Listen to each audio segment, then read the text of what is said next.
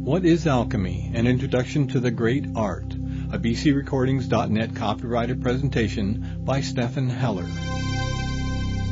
Tonight, our purpose is to give you as much as possible a general introductory overview of the field of alchemy, so that we will have at least a basic idea, and no doubt many of you have that already, of what alchemy is all about. Because I don't need to tell probably some of you that there are few disciplines, there are few endeavors which bear more peculiar interpretations and misinterpretations than alchemy. If you look through various bookshelves, especially in such halls of contemporary infinite wisdom like the Bodhi Tree bookshop or places like that, and you look at all the peculiar things that are there under the name of alchemy, I think it will be a revelation to you, but perhaps a revelation of sadness and confusion. And of course the reason for that is that just because of its mysterious and controversial nature, alchemy has been the subject of all kinds of projections of various kinds, and the real substance is often very much in a state of abeyance when you look at many of these references and much of this literature. Now, the best way, I think, in which we can initially approach this subject is by way of a little metaphor which a man who was not particularly concerned with alchemy as far as I know, although in a spiritual, in a mythological sense he was rather close to it, the late author and Oxford professor J.R.R. Tolkien, who in a famous essay, his essay on fairy stories, which is, outside of his mythological corpus, but a little academic work, in his essay on fairy stories, stated, I think, a very interesting image. And this image declares that there are two realities.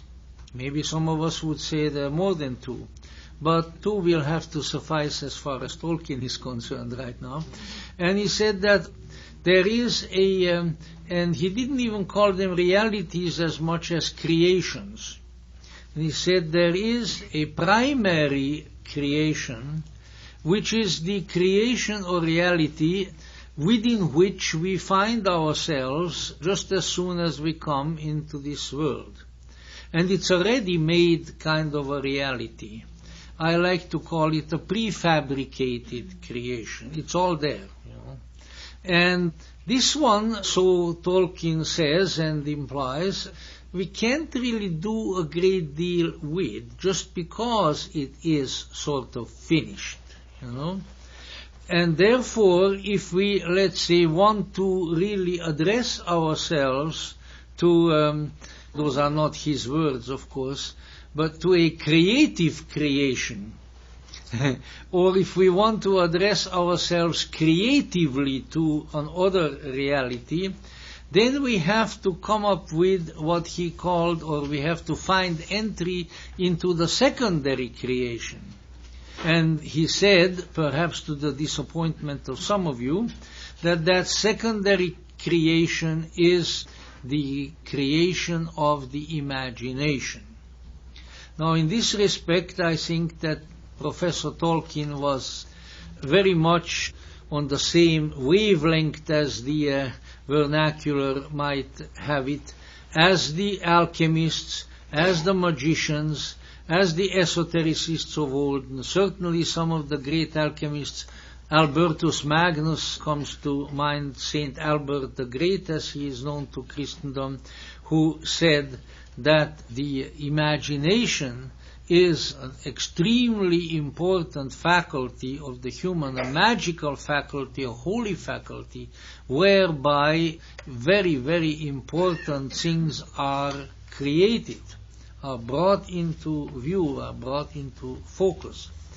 And so, whatever we want to call it, we need to keep in mind that there is something within us that, if activated, will open the doors to a creation, a reality that is different from the prefabricated one within which we find ourselves. And that really in every age and under every clime, let's say from the primeval shamans who still survive in the backwashes of Siberia or of the rainforests of the Amazons, right up to the alchemists and to the magicians, and perhaps to some degree even ourselves, modern-day Gnostics, speaking for myself. This realization, this ability to create was known and is known. And that faculty, that creative faculty of the imagination was always there as the chief instrumentality in these activities. Now, in elaborating on that, we might say that what happens frequently to the human psyche, to the human consciousness, is that when it is confronted with that primary creation that Tolkien was talking about, that world of facts that exists in the outer world, that some people have called a consensus reality, then we become desirous of change in that reality. But behind that there is an important situation that we discern very soon that this outer world as it is in many ways really not to our liking. And usually for good reasons. So now we are looking for change. How can it change? How does it change? How might it change? And the Greeks said pantarei, everything moves, which is another way of putting everything changes. So we see that there are certain kinds of change that are going on without our intervention. And for instance, probably the earliest way in which in history people have envisioned that change is that there is a cyclic, repetitive change. They looked at the sun, they looked at the changing relationship of the sun and the earth, they observed the changing of the seasons, and they saw a cyclically repetitive movement of change, which, although it is change, is really the kind of change that isn't going anywhere. It's merely recycling upon itself, like the legendary Ouroboros serpent that holds its own tail in its mouth. Now then, there was a very important image of change in the world for a long, long time, and it still exists in certain cultures to some degree. It was then supplemented and ultimately replaced by another kind of change, and that is what people have envisioned as the change in linear historical time. And that is to a large extent what we are involved in still in our culture. We see time not as circling back upon itself as much as proceeding in a straight line. And when we have that view, then we also envision that no day, no year, no moment along that line is the same as another. So there is a uniqueness to every event. Yet there is still one great problem with this notion, and that problem is that while we can envision that kind of change to go on, we don't have the slightest idea where it is going. That is why we have apocalypticism, envisioning of the end not only of ourselves, which would be a reasonable assumption, considering that all living things die, but of the world, quote, and of time itself. As if a big guillotine is to descend, and they will cut that time track, and that's it. And in practically every historical period and every culture, people had a tendency to move in an apocalyptic direction. Now then there is, however, yet another, beginning kind of with the 18th century, latter part of the 18th century, another notion arose that has to do with change, and that was evolutionary change. And this, of course, came out of the scientific discipline of biology, of dear old Charles Darwin, and it certainly has furnished religious folk, especially of the kind of fundamentalist variety, with a wonderful field of argumentation, so that even today we can hear on the radio and the television this fulminating against what these folk are often pleased to pronounce as evolution. Evolution. So now we looked at all of these varieties of change, but in addition to, and envisioned ultimately in a certain sense as really in lieu of these changes, there's yet another. This one was sort of a secret. It was not something that people openly talked about a great deal. It was such a big secret that it was even a secret to themselves, usually, That's the real secret. But nevertheless, this was the secret way of change. And what was the secret way of change? Transformation. Transformative change. None of the others that I mentioned before qualifies in that respect. And this is a very, very strange kind of change which ordinarily we have very little knowledge of, and it's hard for us to relate to it on the surface. Because we don't have many examples of it at all around us that we can look at and use as a metaphor. In fact, there are very, very few examples. One that I can think of is sort of an example, is what happens to the caterpillar after it spins itself into a cocoon and then changes into a winged creature, a butterfly or something of that sort. Because that is a rather different change from others. What we find there is that the creature encloses itself in a vessel, it builds a vessel for itself, and then becomes not an other creature right away, but rather reduces itself to a kind of a black goo. A formless blob of substance. And then this formless blob of substance slowly reconstitutes itself, and eventually out comes the winged butterfly, which doesn't look at all like anything that was there before. It has been, as we say, transformed. All right. Now, this transformative change is the kind of change that alchemy endorses. In fact, it is the essence of alchemy.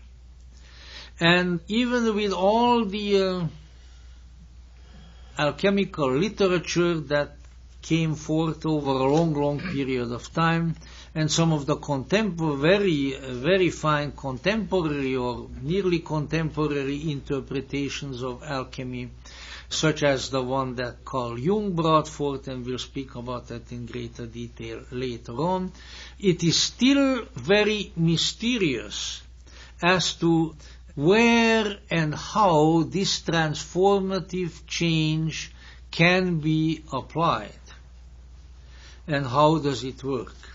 So in the background of the alchemical thinking, there is an insight, that's probably the best way of putting it, an insight that declares that reality, and within that reality we ourselves, can undergo a substantive transformative change which will make reality and ourselves within that reality into something that is not present at all.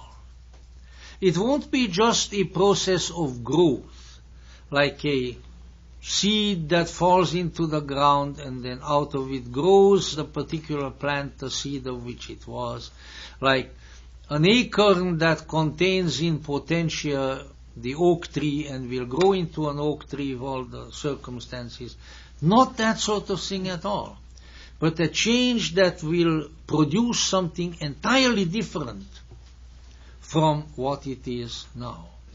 And moreover, that this kind of a change is an ultimately very desirable thing, and that it is really the kind of change that will produce a transcendental, unearthly, timeless, miraculous result, which sometimes has been called the stone of the philosophers, sometimes called the elixir of life, sometimes both, sometimes nothing, but which is nevertheless envisioned as being thus present.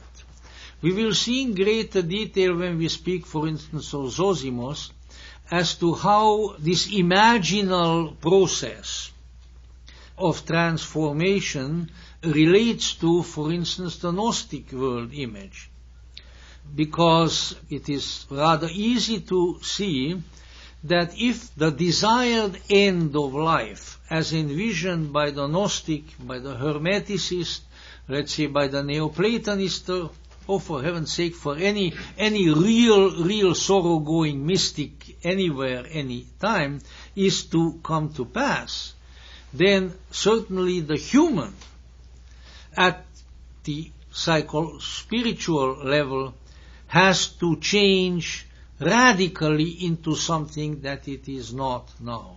And when it does changes, then it will be in touch with something far greater than itself. That as long as we stay as we are, and you can attach various epithets to that. If you are psychologically inclined, you can say, well, as long as we stay unconscious. If you have a little more down-to-earth terminology, and you say, as long as we stay the same stupid clods that we are, and there are yet other expressions that you can use, we are not going to know. We are not going to know that which is truly worth knowing.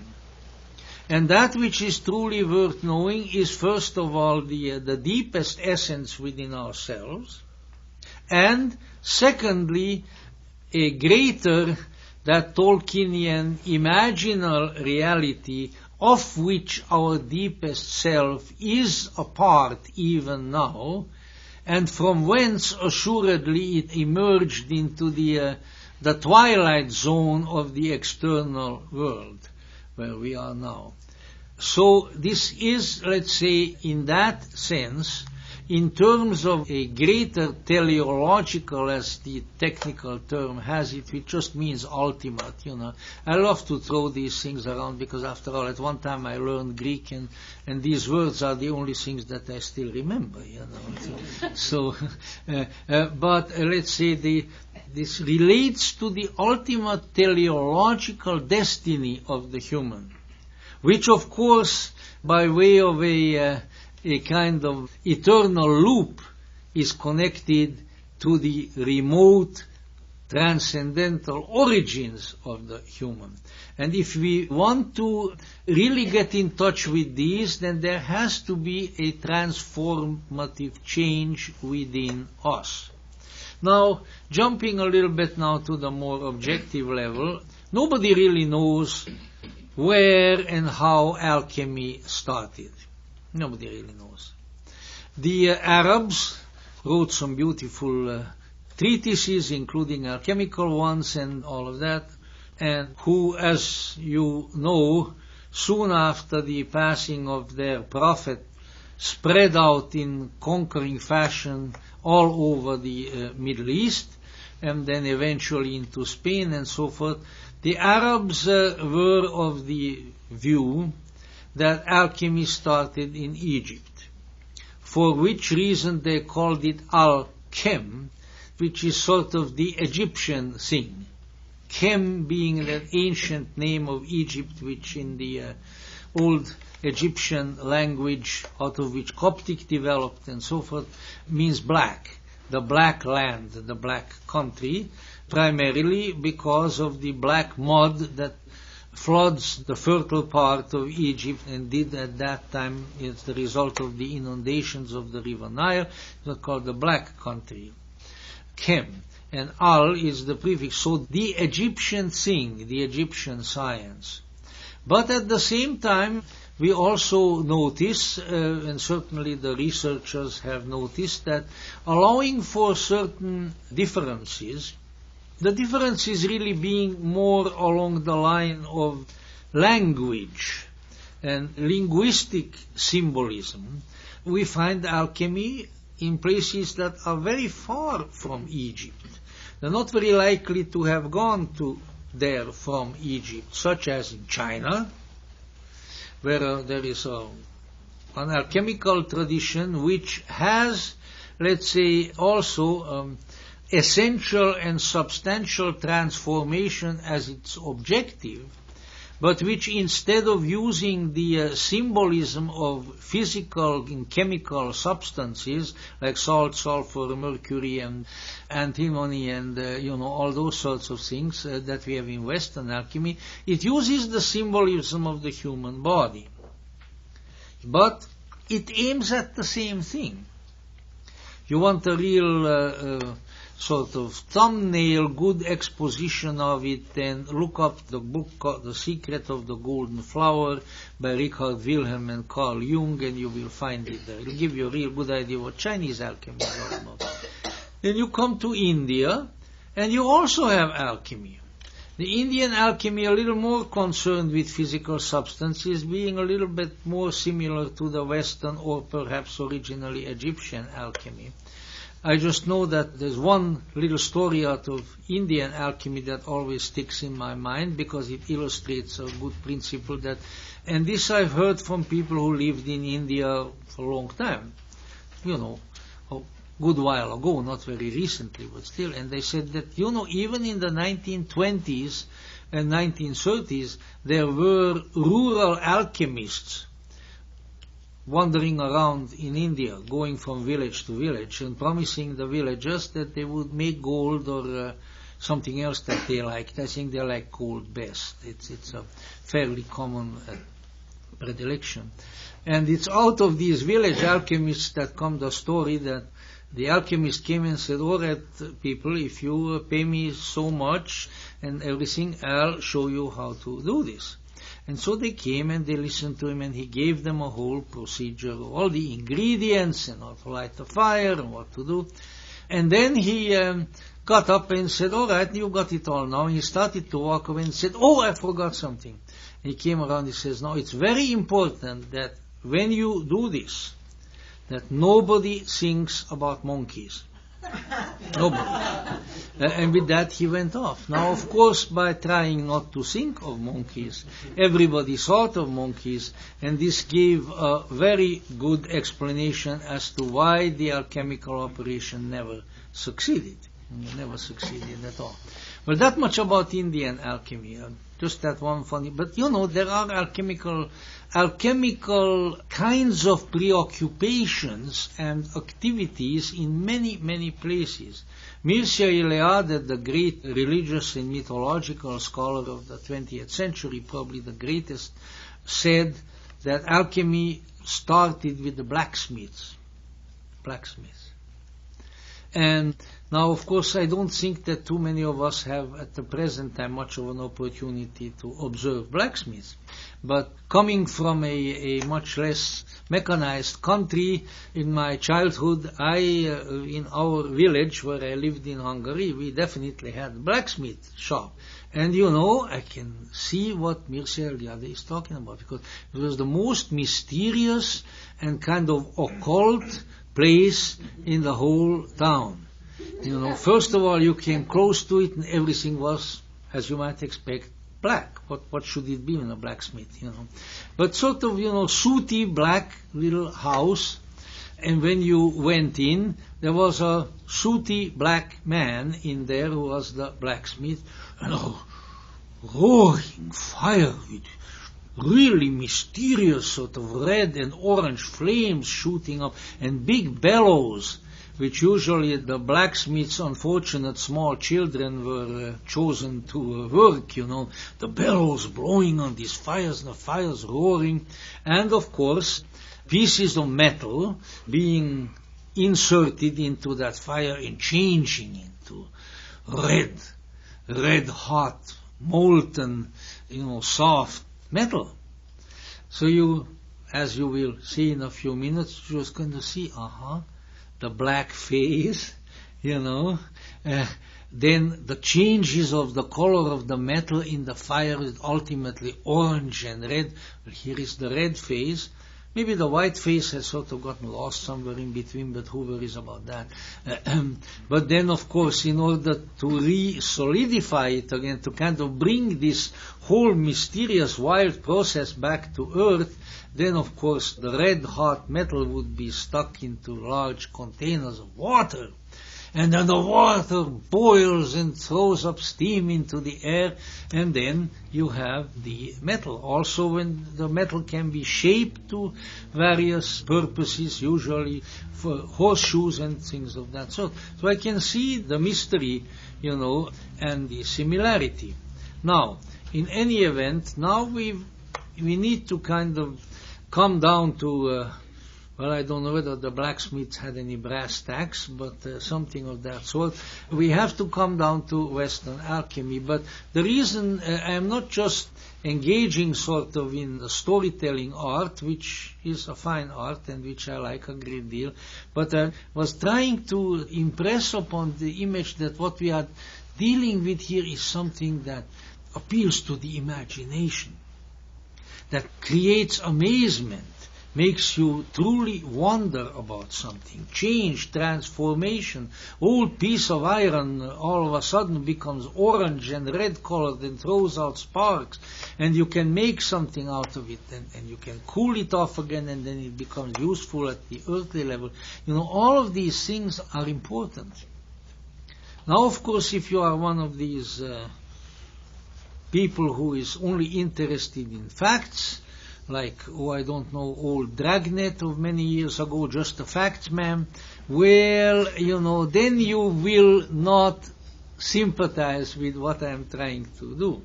But I'm trying to indicate to you that we are dealing with something here that is an opener of the imagination, that is a way of entering the secondary creation that Tolkien spoke about in that particular essay. Now, so we don't really know where alchemy came from. I think we probably would be fairly safe in saying that alchemy came from the human soul. Wherever the human soul happened to be, eventually it came around to an alchemical or alchemical-like way of trying to accomplish transformation. Right? Now, by the time that we encounter alchemy, which is sort of primarily in the Middle Ages, of course it was around before, but not publicized a great deal, and at the time of the Renaissance, when the Hermetic arts had such a great flowering, largely as the result of the discovery of the Hermetic books, which were translated at that time. That's Renaissance period, magic, ceremonial magic, alchemy, and much of our alchemical literature, our alchemical imagery is from that period and then from then onward. Interestingly enough, alchemy persists, not perhaps exactly in the same way, or perhaps not having the same kind of public appeal and respectability, but it persists so that in the very midst of the Enlightenment, which of course was supposed to be really the birth of rationalism, the getting away from all kinds of superstition, and all that sort of thing, some of the greatest figures of the Enlightenment were, on the sly, or sometimes not so much on the sly, alchemists. Voltaire not only knew about alchemy, but he knew how to practice it. Johann Wolfgang von Goethe, the great German poet, the prince of poets and poet of princes, one of the chief figures really of the Enlightenment, the practicing alchemist, never made any secret out of it, had an alchemical laboratory and many, many others. So clear into the age of reason, clear into the era of the Enlightenment, Benjamin Franklin knew about alchemy. Well, of course, he was a man of very, very wide interests, and he may have even had some alchemical operations, because after all he did everything, he conjured the lightning and so on and so forth. So it was a long period that alchemy was there in the culture and was highly regarded. It was often referred to as the great art, often referred to as the natural philosophy, whereby it was meant the philosophers of nature, which, to explain further, is, let's say, the kind of wisdom that arises out of the observation of the transformation process by way of the elements of nature. That's what they meant by philosophers of nature. Not people who went out into nature, hiked around in the hills and then philosophized about it. No, that wasn't the story at all. So it was a very important discipline that lasted for a very long time, had very high regard. Now, okay, after we know all of that, why did it come to an end? Well, why does anything come to an end? But it really came to an end when rationalism in the culture had reached the point where it wouldn't really recognize anything as real if it were not totally tangible and factual. And that is when alchemy then yielded up its gift to the future generations by way of its successor, chemistry.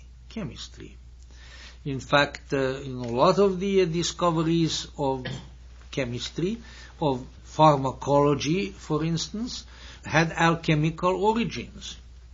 When we come to the great, really towering figure of Paracelsus later on in our discussion, we will see that Paracelsus applied the principles of alchemy to a whole lot of different disciplines, and thereby had developed an alchemical system of medicine and invented and discovered quite a few very effective forms of medication. I'm proud to say that back in my country, again, when I was a youngster, the largest pharmaceutical company was called the Paracelsus Works in Hungary. They named it after Paracelsus. Somehow those old Hungarians knew something, Now, in any event, using now the terminology of Western alchemy, I'll sort of try to follow step by step the main steps of the process. And as we go on in our talks with the various great alchemists, when we see their contributions, then we will be able to look at more detail. But the alchemist says, look at the world. It is like a square. That's an abstract symbol. And why is that? Because for thousands of years people believed that the physical world was made up of earth, water, fire, and air. So this tetramorph fourfold form, which can be symbolized as a square. In the symbolism of the diagram of alchemy stands as a square. Now, what is important about this square is that it is solid, it is here, it undergoes maybe some historical or cyclic changes that we mentioned before, but it remains here, but it does not transform. It does not transform. The external world does not transform. Or the physical, the heletic world does not transform. Or, you want to make it a little more personal, the earthly human, the physical human, does not transform. It sickens and dies. That's about what it does, So, what needs to be done? This solid square, and we even call, of course, that has other origins, Masonic symbolism or so forth, but we call a kind of a rigid individual who doesn't transform and doesn't change, and a square, it's a square. So there is this square. So the very first thing that has to happen, the square has got to go. Something has to be brought to bear on that physical situation that will break it up. And then the process can begin. You can apply these alchemical principles to many different things. Many different things. You can, and I'm certainly not going to go through them all. Carl Jung applied it primarily to psychology, and I think he's done a very, very good job, and in so doing he has also really rehabilitated alchemy and brought it back into public view of intelligent people where it really wasn't anymore. But in all kinds of other areas, if we want not just ordinary change, if we want extraordinary change, then the square has to be broken up. When it breaks up, well, then it does somewhat what the caterpillar does in the cocoon. It turns into a formless mass. Formless mass. This was called by the alchemists in Latin prima materia, the prime matter, because they postulated that such a formless mass was there at the beginning before the formation of the material universe. So the people have interesting ideas. Kabbalists have the idea, I don't know how much earlier, but maybe 1,000 years before the astronomers, that there were the first swirlings, the nebulae, out of which came the other celestial bodies. How did they know that? They didn't have any telescope. They didn't have any observatory up on the hill. Well, they had telescopes inside. They had powers of perception which disclosed some of these to them. And similarly, the alchemists had the idea that that is philosophically, mythologically, mystically the way things happen, that before there is form, there is a formless mass. And out of this formless mass, then eventually form develops. Form congeals. But now when we want to undo form, then we have to get back to that formless mass, because that is the creative matrix. The other is a finished product, is not creative. Only the unfinished is creative. That's why some people have said in the past that the human is an unfinished being. And it is this unfinished quality within us that allows for creativity to function within us. if everything were finished and cut and dried in us, there would be no creativity. But that's a little different subject. Again, that has to do more with the psychology of creativity. So now, well, let me tell you, there is an alchemical saying that is in the old alchemical literature, and interestingly enough, this brings the human into the operation. He says, from a man and a woman, or from the, you might say, from the world, draw a square. From the square, draw a circle. From the circle, draw a triangle. And then draw a circle again.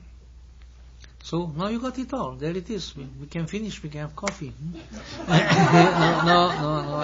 I don't think you would like that. So the circle which follows upon the square is the prima materia. It is a kind of primitive wholeness, out of which anything can come. This is a little bit like the Chinese Taoist concept of the uncarved block. You know, they have the uncarved block, your uncarved lump of stone or whatever. If there is a lump of stone, I don't know what you would call it anyway, a lumpy stone or a big piece of wood.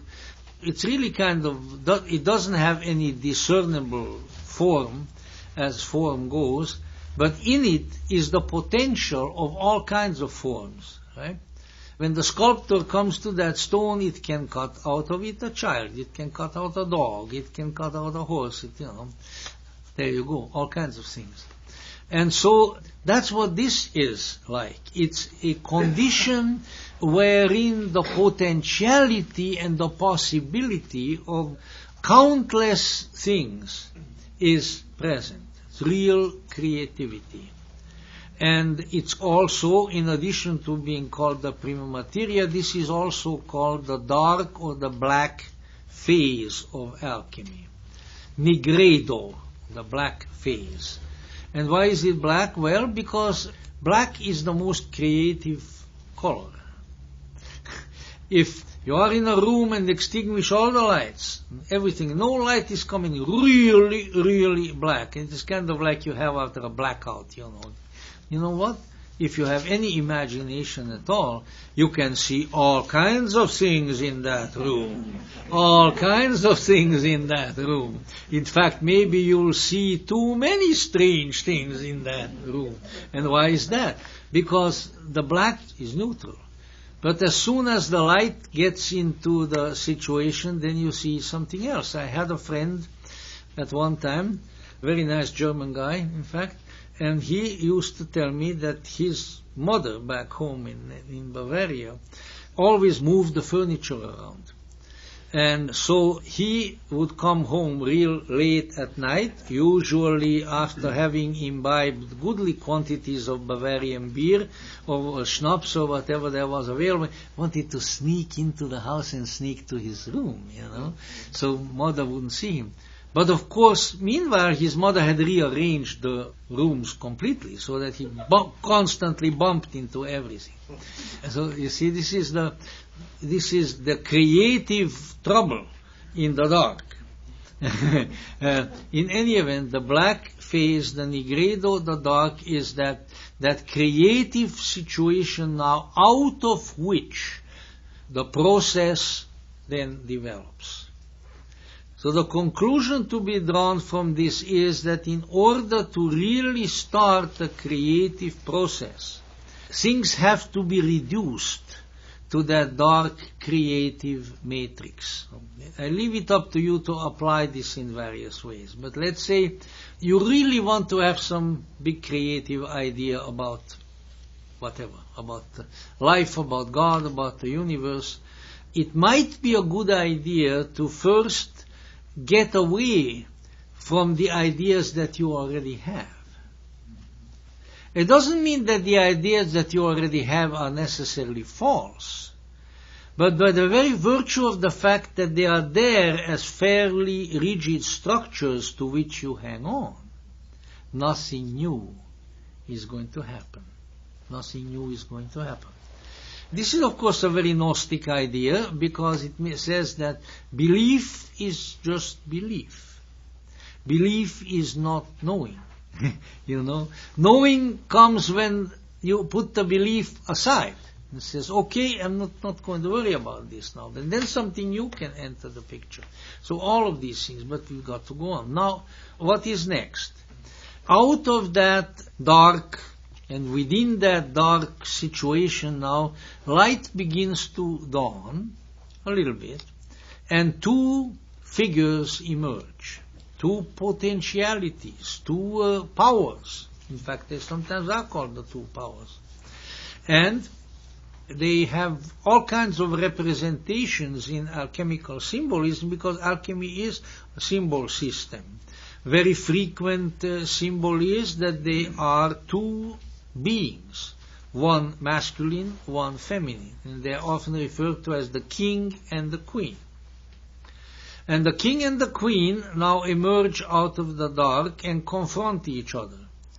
And then slowly, very slowly, the process begins. Oh, I almost forgot. No, not the monkeys. Not to think about monkeys, but what really helps to make all this happen? Fire. So these things happen in a vessel, the alchemical retort, and in that retort the process takes place, changes. Underneath is a fire. This is referred to as the slow, steady flame of the alchemist.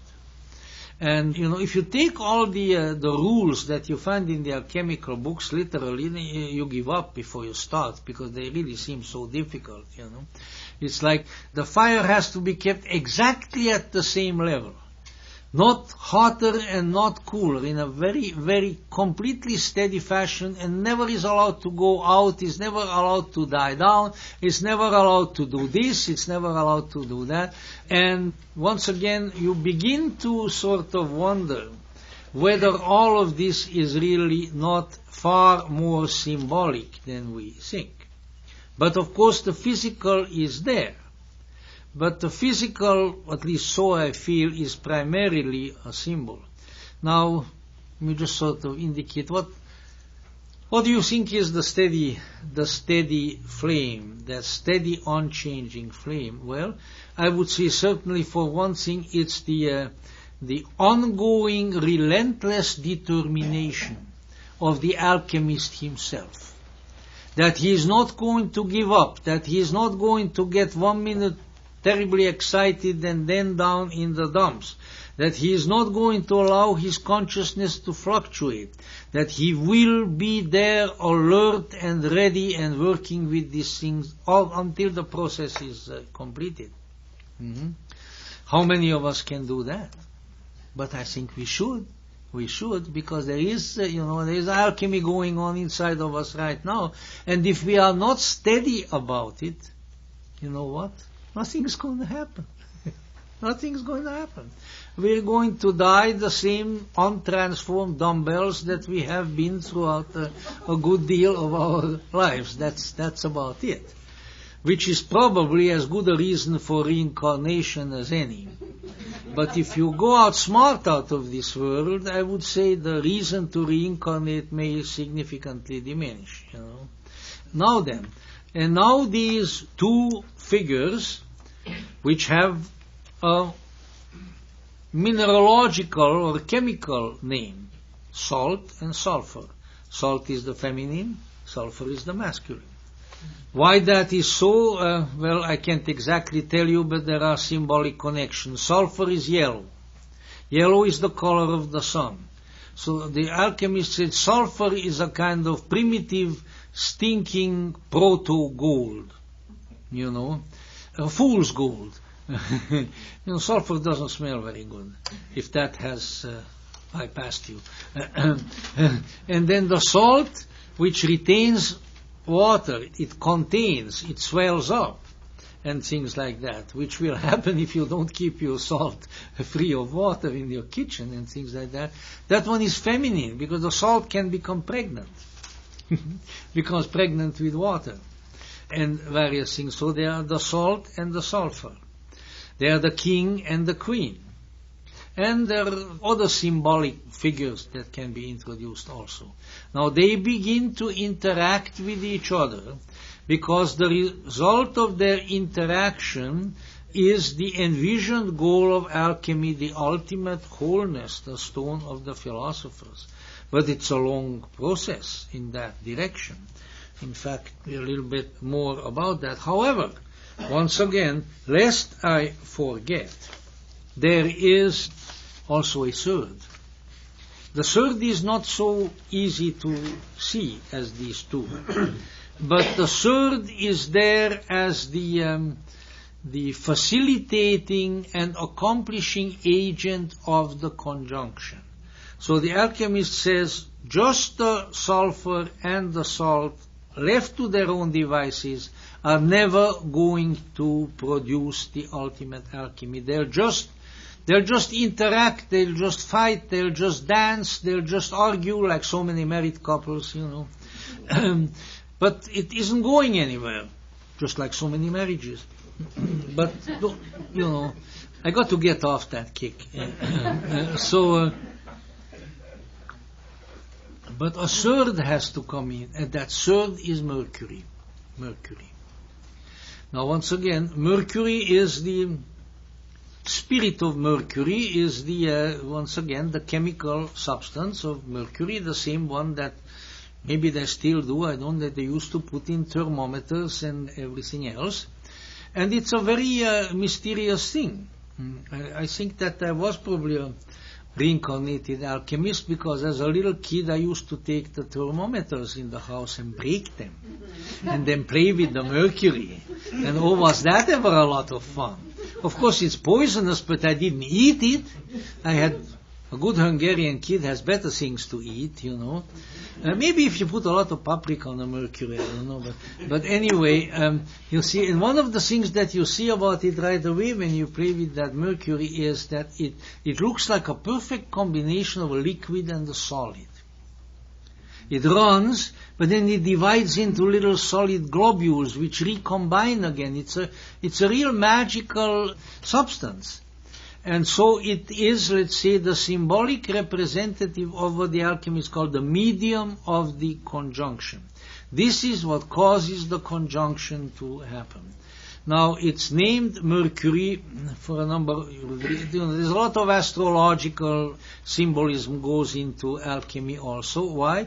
Because astrology was a terribly important thing at that time, Everybody knew about the planets. Everybody knew about the signs of the zodiac. You didn't have to look them up in the Los Angeles Times, in the astrological column, because it was a very, very common way to understand the heavens and understand the influence and the relationship of the heavens to humans. Very, very common. But Mercury, the planet Mercury, of course, is named after the god, the Roman god Mercurius, who in turn is the Roman form of Hermes, who in turn is related to the Egyptian Thoth. I will stop at that point. But all of these deific figures have one thing in common, is that they have the capacity to bring together, to unite. Therefore, Mercury is the medium of the conjunction. This is often envisioned now as a triangle. So the two now becomes a triangle. There is the salt and sulfur, or if you want to call them the queen and the king, and then above them, as an upward pointing triangle, like a fire triangle, there is Mercurius, the Mercury.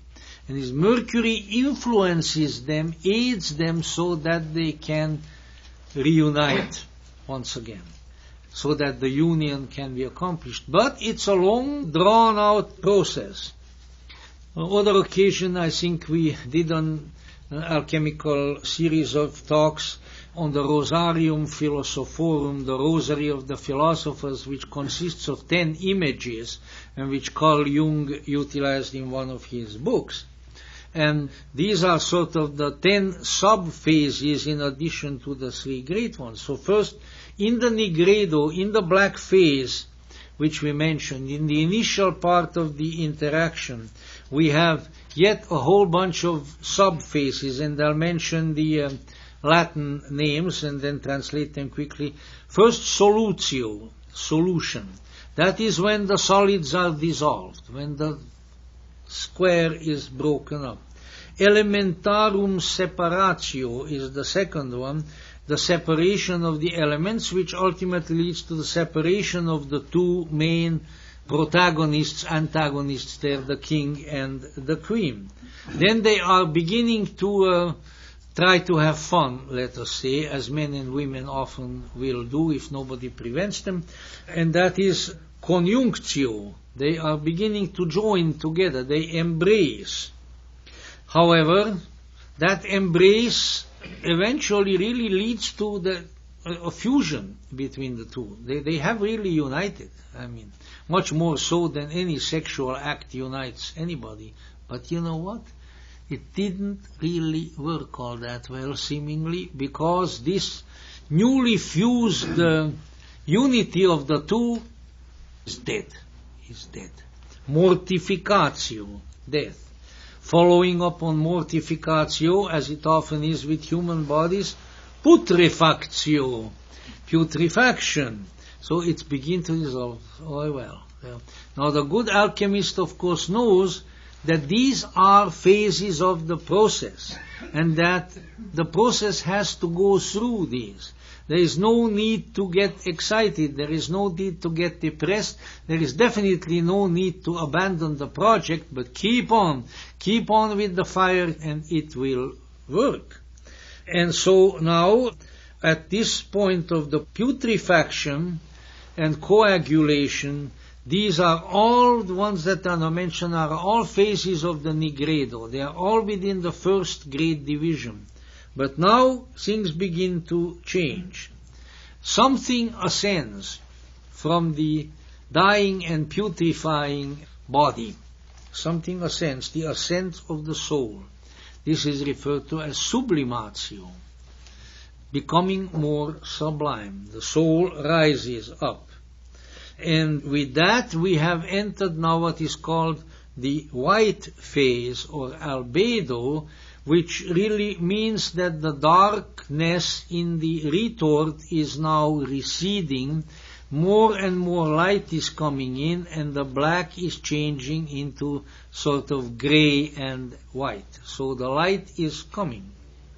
And upon this rising, there follows a washing, ablutio, of the seeming dead corpse.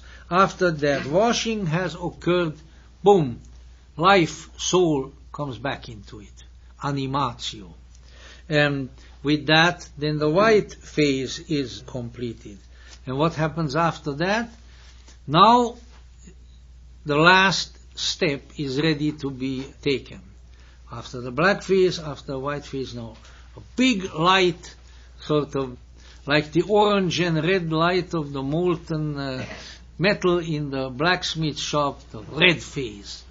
Sometimes in some very early alchemical treatises there is a yellow phase, citrinitas as well, which is between the white and the red, but it's really a sort of early phase of the red. And in that red phase, in sort of the red heat of the alchemical union, the true and abiding union of the two opposites occurs now, and the result of that is a miracle.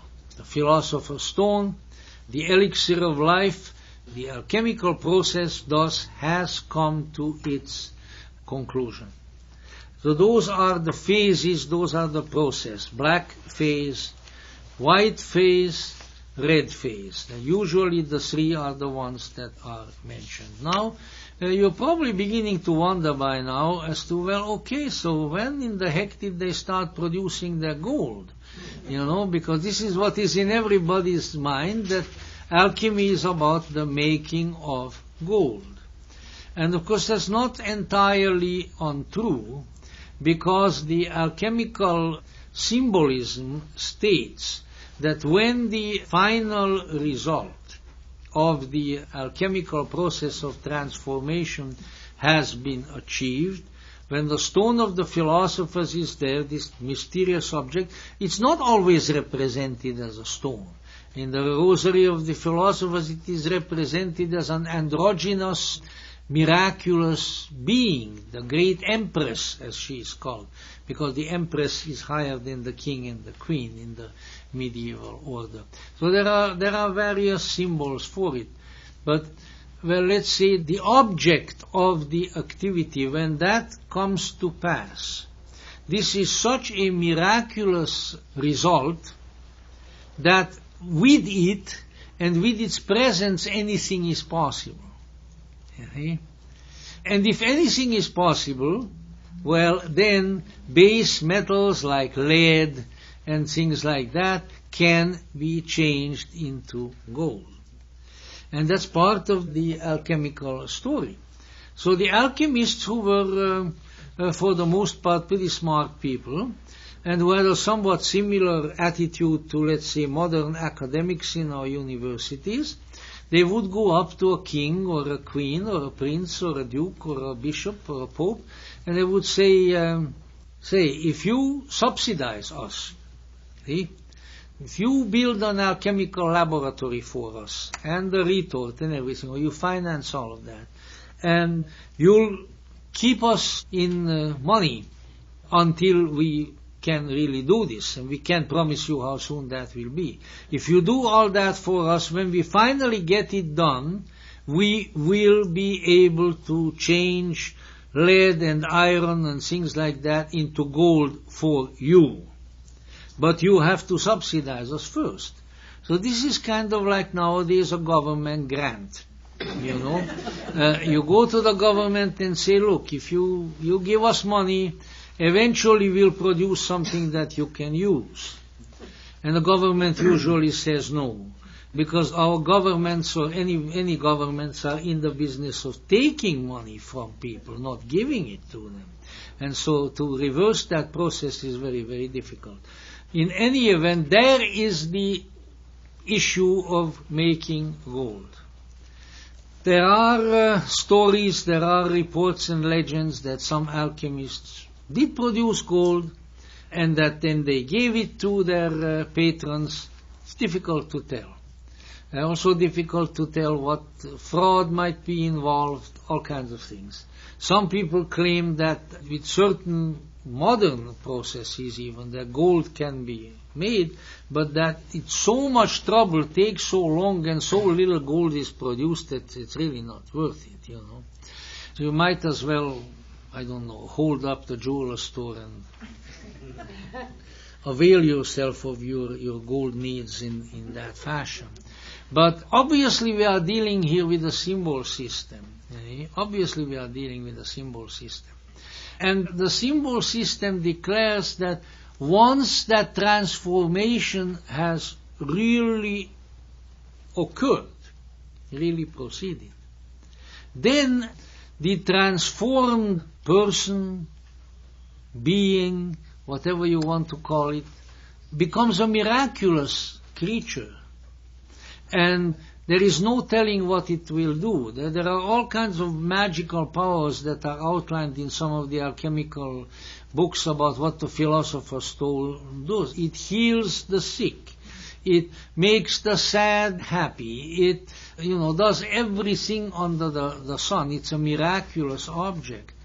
But I think the symbolism indicates that when the transformation is complete, then really the sky is the limit, in a sense, as to what you can do. And that not just physical things, but otherwise, because you have become now you have become an all-powerful being. And you say, arrogance, inflation, and all of that. But you know what? What are the qualities usually attributed to God? All-powerful, right? Omnipotent.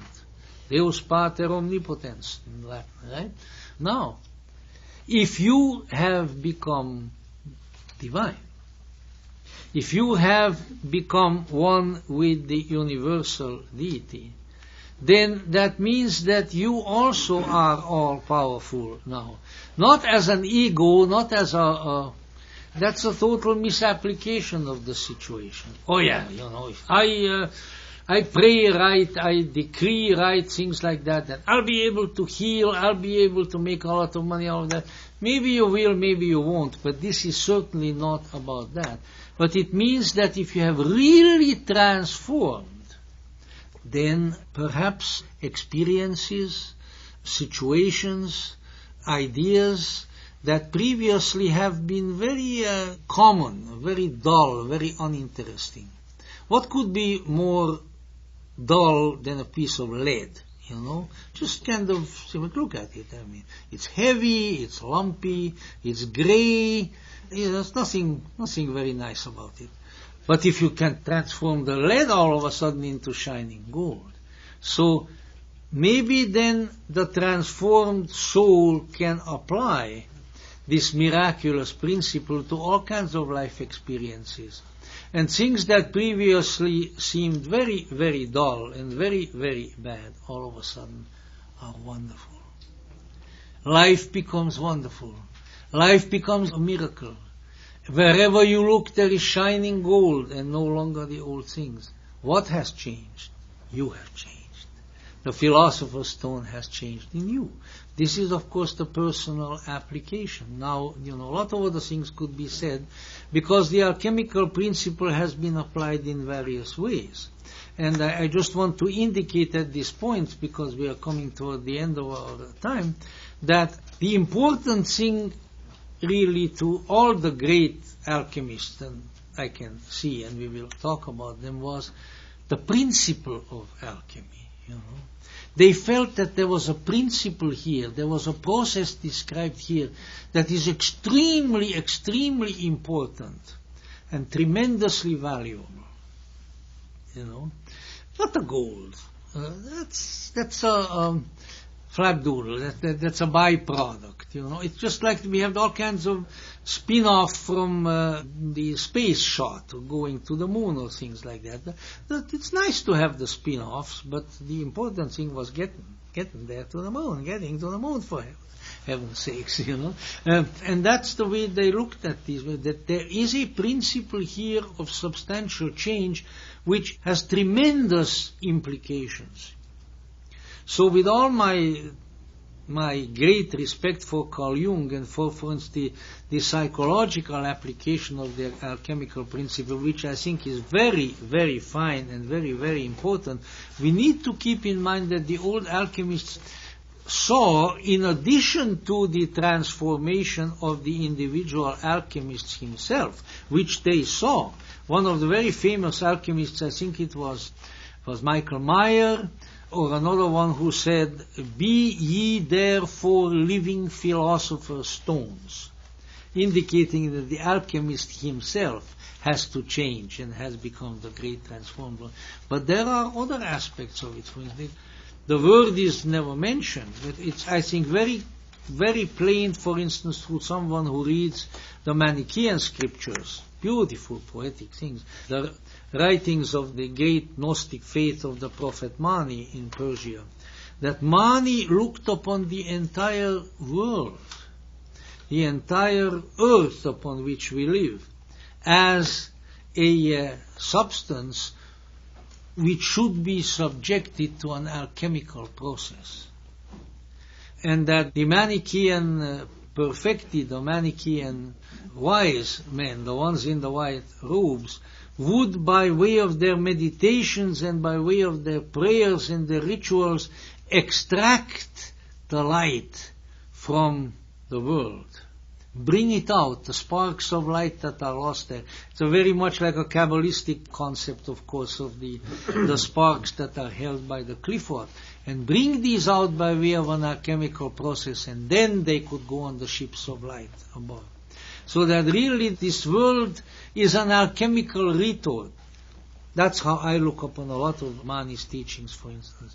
And the wise, the knowers, have to be the alchemists who work with this retort, bring the light out of it. We will see later on St. Thomas Aquinas, really very different kind of a man than then the prophet Mani, in his Aurora Consurgence, is bringing out the captured wisdom, Sophia, who is captured by the earth in matter, and that the work of the alchemist is to liberate this mysterious, glorious being from the shackles of material confinement, so that she could rise to the heavens once again.